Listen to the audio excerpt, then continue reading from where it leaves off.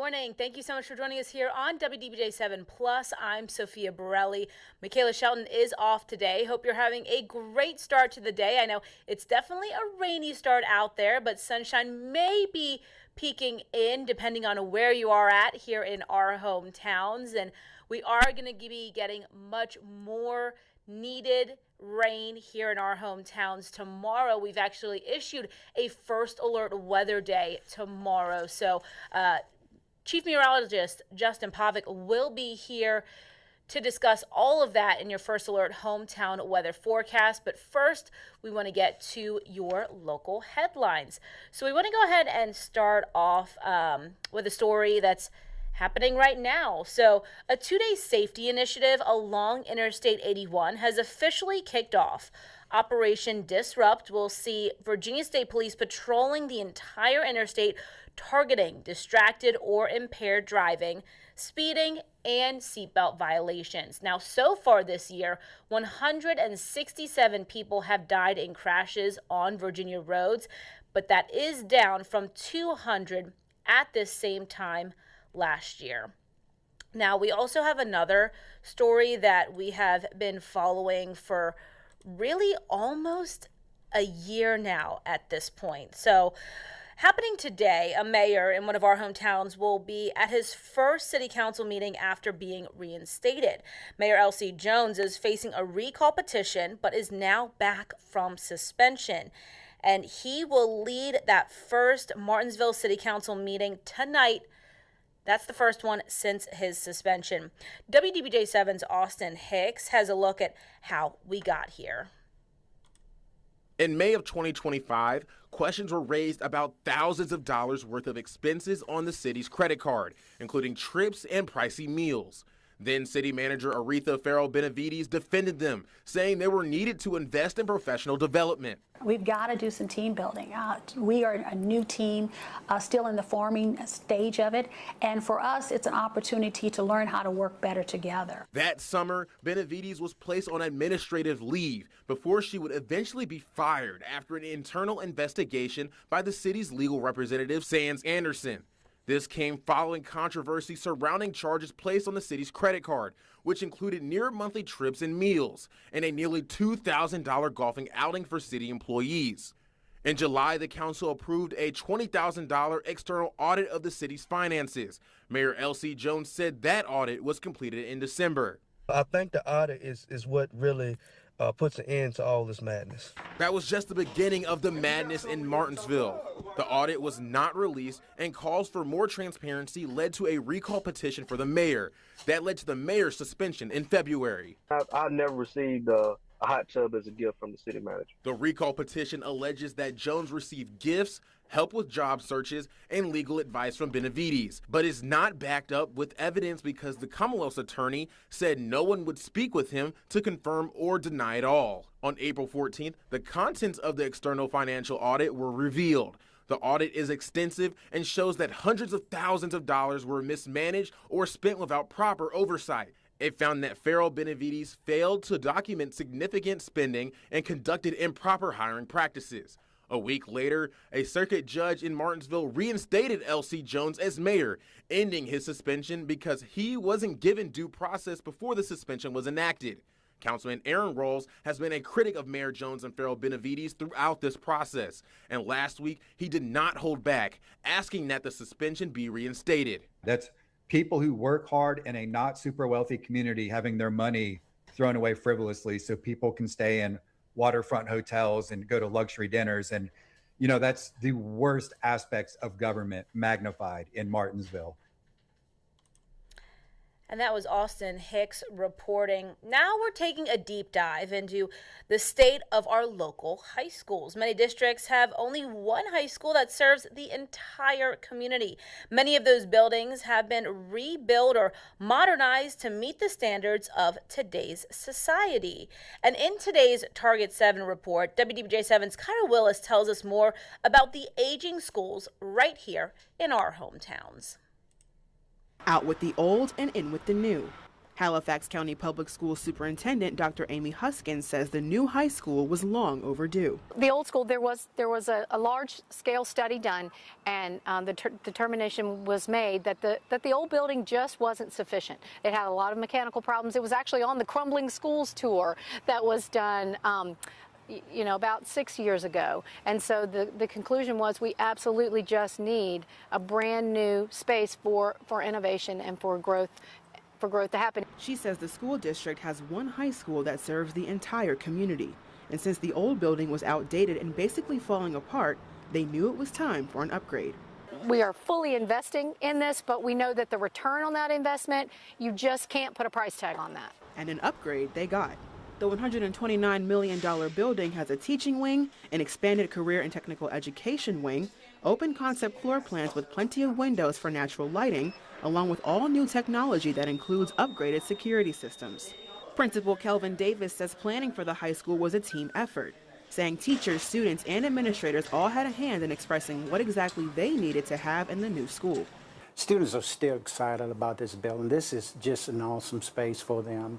And you can sense it to see them and to hear the conversations about the building. And, in every room we have like natural lighting coming in, and it's just a wonderful place for students. And you can see it just in their demeanor and how they're walking and acting. In fact, our discipline has actually went down. Davis says while this is the first school year in a completely new building, they're still adding to the campus and are currently working on a new sports complex they hope to open sometime next year. Sports has been very important to a lot of folks here in Halifax County, and not only Halifax, but all over. Extracurricular activities is something big. So just to provide this community with an athletic complex is going to be huge for this community. School board chairman Derek Mason says they could have just renovated the old building and saved a little money.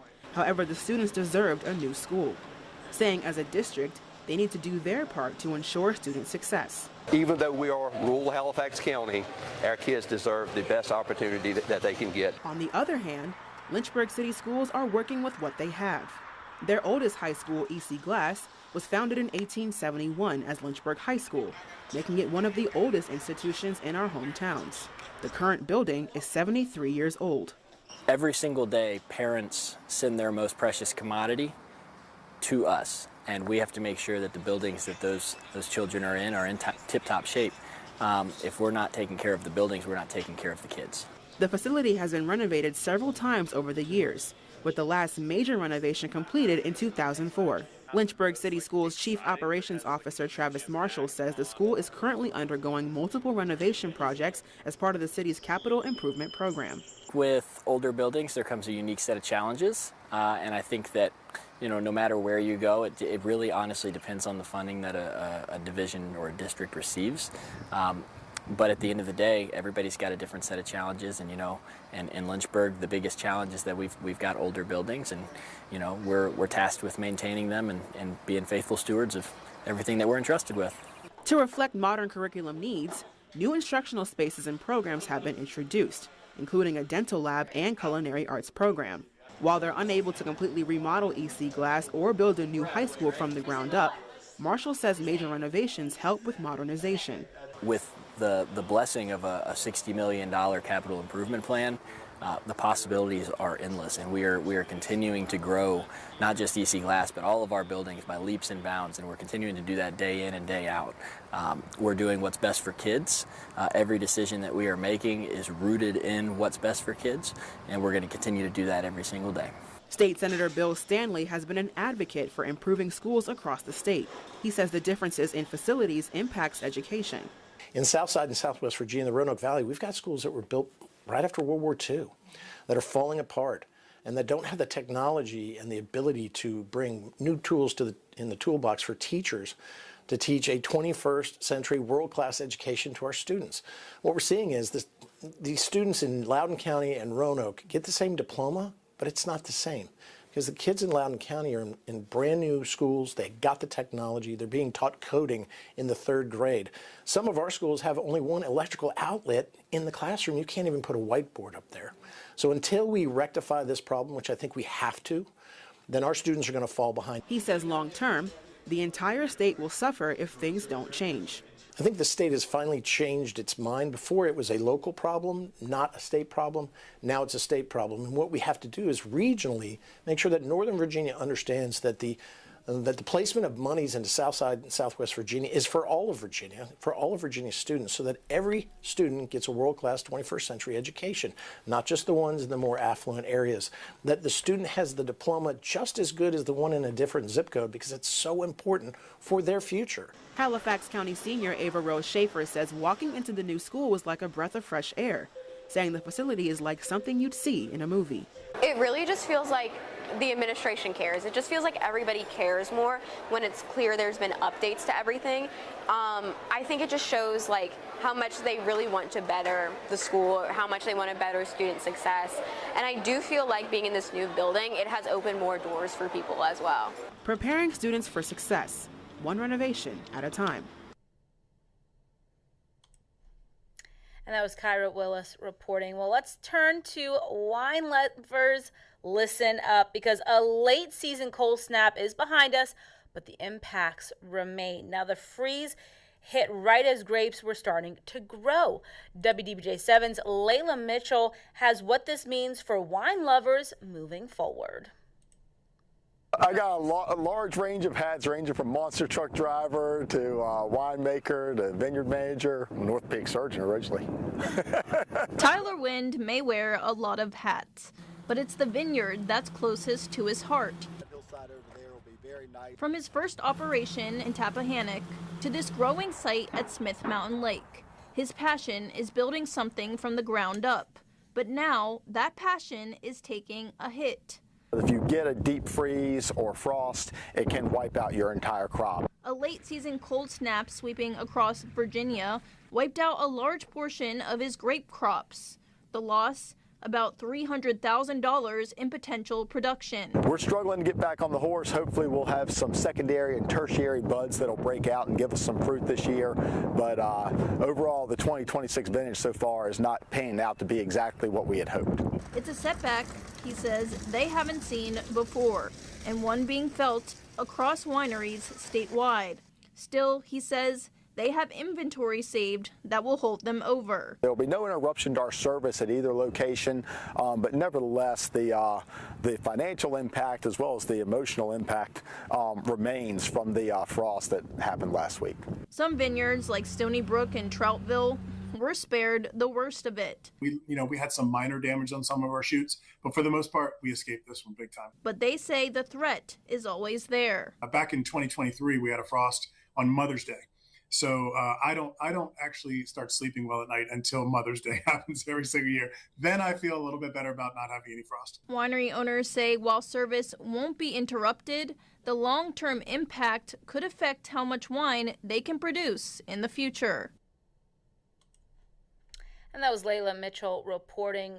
Speaking of weather, we are going to get right to it after the break. Chief Meteorologist Justin Pavic will be here with your first alert hometown weather forecast, so you'll want to stay tuned for that.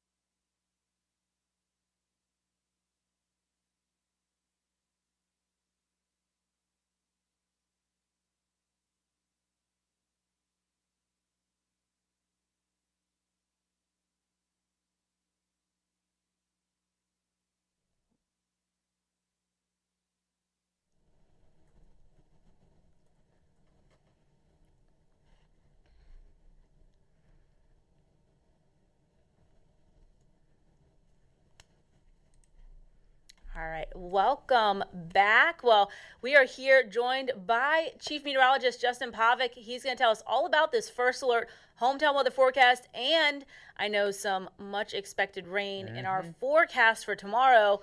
The rain hasn't moved out just yet, Justin. Yeah, we saw a little bit last night. Definitely some good news. I woke up to a little bit of thunder outside, and again this morning as well. So.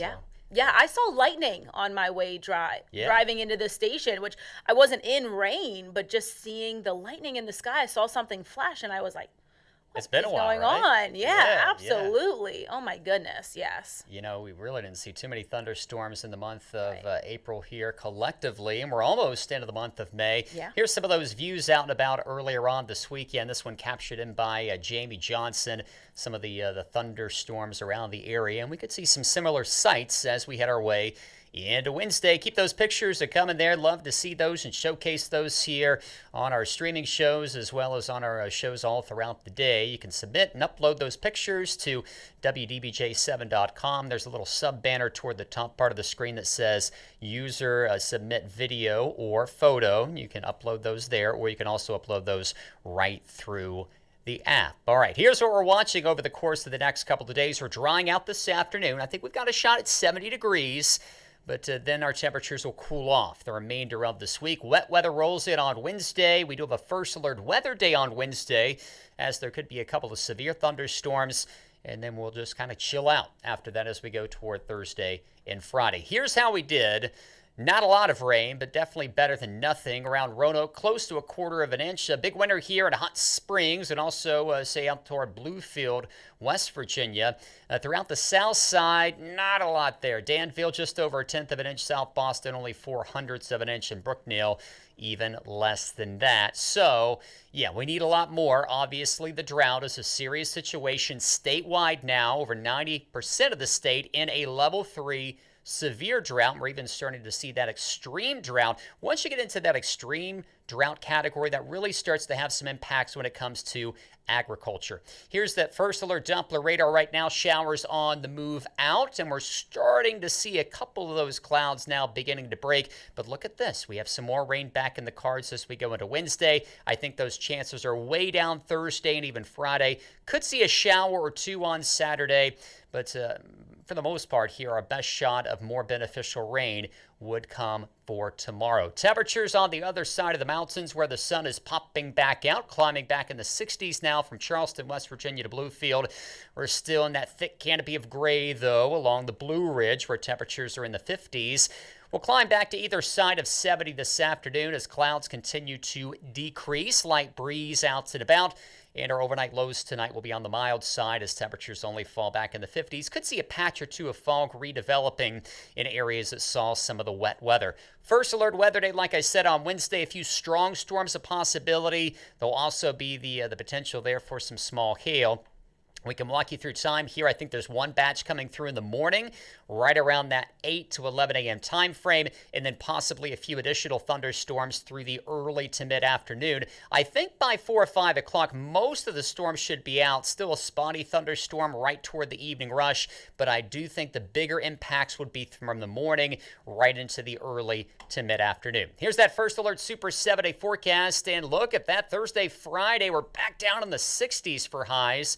Couple of showers early Saturday. That front's a quick mover. Not a lot of moisture. And then Sunday and Monday of next week look very, very nice. I know we had our hometown home run forecast this Monday, yesterday, and early calls. It looks like we could have another as we head our way into next Monday. Long range looking not overly wet, but also not hot. I really don't see any days up into the mid-80s anytime soon. So don't put away those jackets just yet, then. Yeah. We're almost in May, and we're going to backpedal here a little bit with regards to how it feels outside. Yeah, it really felt like summer, and then... It did. I felt like we were there. And then going back. I know. That's what I was going to pull out all my summer clothes and kind of put all my winter ones away. I'm glad I haven't done that yet. Now, Justin, if people need to go out like to the grocery store, maybe on their lunch break, things like that, today probably the better day than tomorrow? Yeah, I think definitely we're dry now. I think it's still cloudy. Looks like it could rain outside, but we're pretty much finished today. So just grab the jacket in the short term. Tomorrow, different story. Make sure you have the, again, First Alert Hometown Weather app handy as you're venturing out and about. And be weather aware. I think there could be a couple severe storms. And the radar on there, too, is really good because that helps you to kind of see exactly when and where it's going to be coming. Exactly. Yeah. You can kind of track along and, of course, plan accordingly there. So safety is key. Awesome. Thank you so much, Justin. And we will be right back. Joe DeShiel is going to have a look back at Royals visits. You won't want to miss it.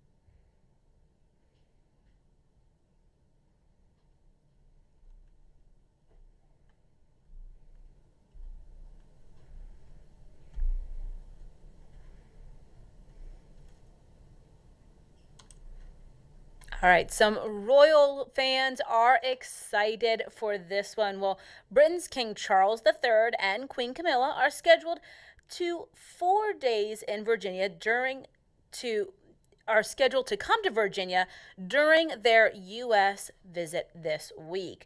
But it won't be the first time members of the royal family have come to the Old Dominion. In a story from the WDBJ7 archive, senior reporter Joe DeShiel recaps 3 occasions that brought Queen Elizabeth to the Commonwealth. Let's go ahead and take a look. When Queen Elizabeth landed in Newport News in October 1957, it was the first stop on her first state visit to the U.S. She came to commemorate the 350th anniversary of the founding of Jamestown. The Queen and Prince Philip spent time in Williamsburg as well. She was back in the Commonwealth during the nation's bicentennial. 20,000 people joined the Queen on the lawn of the University of Virginia on July 10, 1976. There she paid tribute to Thomas Jefferson. It is a moving experience to stand here amidst the beauty he created at this university, and to reflect that it was for this that he wished to be remembered, rather than for his authorship of the Declaration of Independence, a document which changed the course of history. She would join Governor Mills Godwin and 100 invited guests for lunch in the UVA Rotunda before touring Monticello, Jefferson's mountaintop home. Cheers rose from the crowd in Capitol Square on May 3, 2007, when Queen Elizabeth stepped from the executive mansion with then-Governor Tim Kaine. Back in Virginia for the 400th anniversary of Jamestown, she set off on a walkabout, accepting gifts and sharing words with the crowd that had gathered to greet her. Her visit came just a few weeks after the Virginia Tech tragedy. On behalf of the people of the United Kingdom, I extend my deepest sympathies at this time of such grief and sorrow. She consoled the Virginia Tech community in her remarks to a joint session of the General Assembly, and she met with students and families of the victims. She also spoke of the enduring friendship between the United States and the United Kingdom.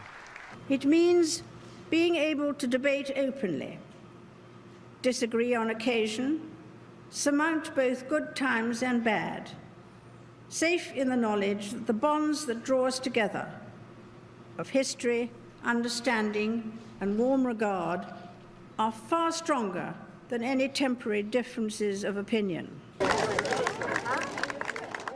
From Richmond, the Queen traveled to Jamestown Settlement, where Vice President Dick Cheney provided the escort, and Supreme Court Justice Sandra Day O'Connor delivered remarks. But one thing has remained constant in the last 50 years: the special relationship that exists between Great Britain and the United States of America.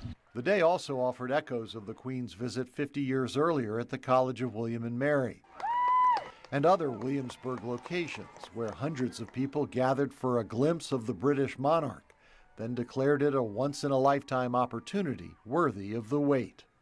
Joe DeShiel, WDBJ7. Thank you so much for watching this afternoon. I hope you have a great rest of your day. Hopefully you're still able to enjoy some of the sunshine if you can before this first alert weather day again tomorrow with showers expected. We'll of course keep you updated on that and have more local news over on WDBJ7 at noon. Thanks for watching.